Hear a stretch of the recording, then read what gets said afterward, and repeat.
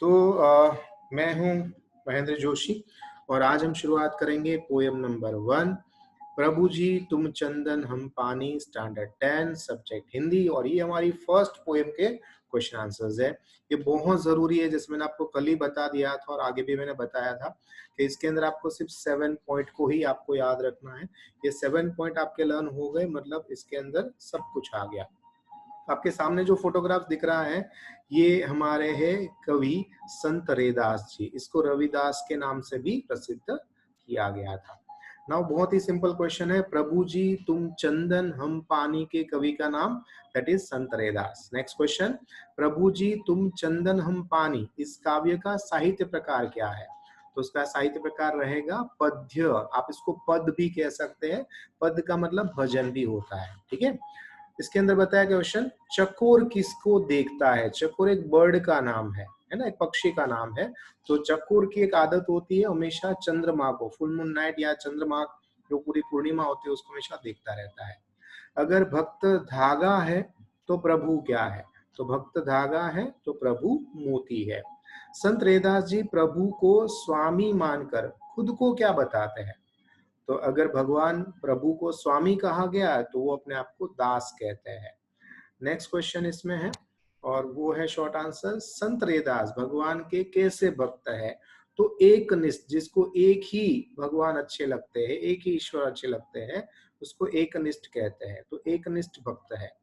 पद में संत रैदास का कौन सा भाव प्रकट हुआ? ये मोस्ट इंपोर्टेंट क्वेश्चन है, ये ज्यादातर पूछते हैं, हम कंफ्यूज होते हैं कि भाव का मतलब क्या होता है। नहीं, फीलिंग्स होती है कि फीलिंग्स है दास्य का मतलब मैं आपका दास हूं और आप मेरे स्वामी हो, आप मेरे भगवान हो।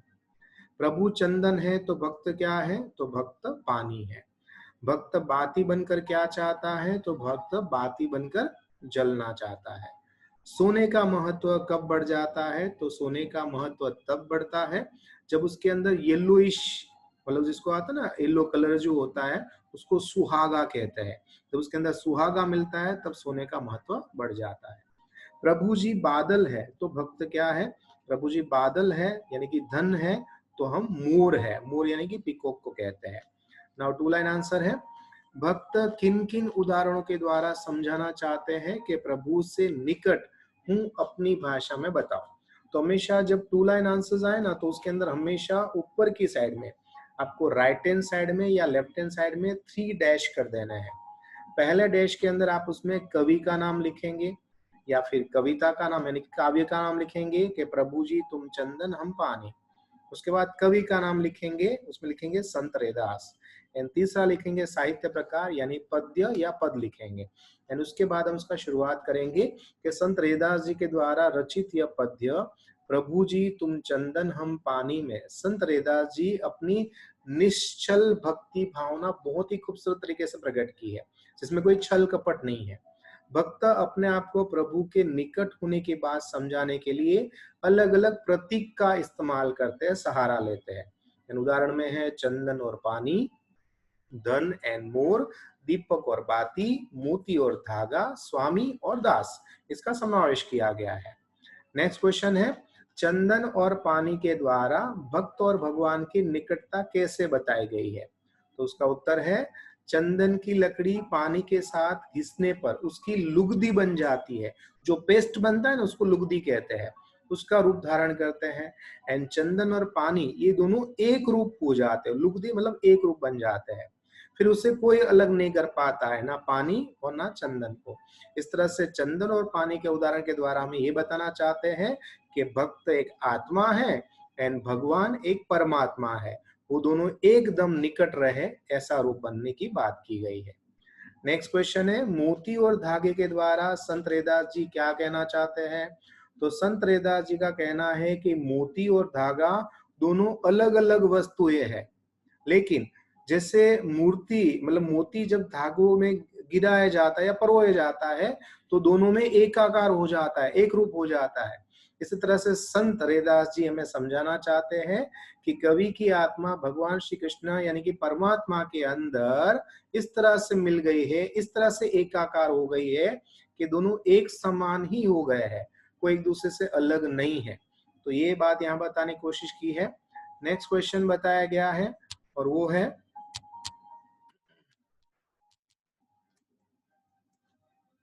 संत रैदास जी ने स्वयं को क्या क्या कहकर संबोधित किया है?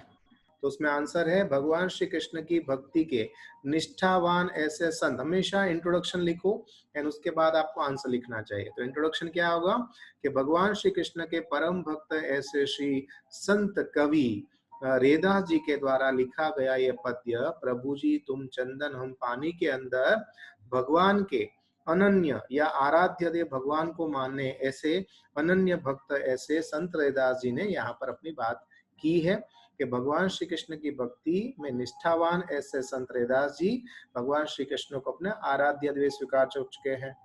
वे अपनी भक्ति भावना से प्रभु को प्राप्त करने की कोशिश करते हैं और ये बताने की कोशिश करते हैं कि हमारी आत्मा उस भगवान यानी कि परमात्मा में जब तक है, एकाकार है, तब तक हम ईश्वर को प्राप्त नहीं कर सकते। यानी कि हम मोह माया इस बंधन में रहेंगे तब तक भगवान हमें प्राप्त नहीं होंगे। संत रैदास जी प्रभु को चंदन और अपने आप को पानी कहते हैं, प्रभु को बादल तो अपने आप को मोर कहते हैं, प्रभु को चंद्र तो अपने आप को चातक कहते हैं, प्रभु को दीपक तो अपने आप को बाती, प्रभु को मोती तो अपने आप को धागा, प्रभु को सोना तो अपने आप को सुहागा। इस तरह से मूल्यवान वस्तु के साथ उसकी कंपैरिजन की गई है, यानी उसके साथ उसको सराहा गया है।